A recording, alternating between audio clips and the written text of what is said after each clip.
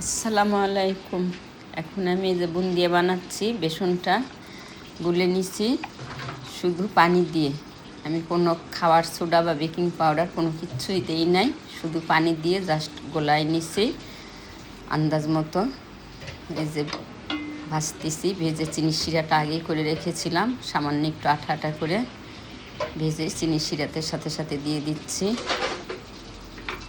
গোলাটা এমন ভাবে নিতে হবে, এই যে দেখেন এরকম একটু পাতলা করতে হবে, এই যে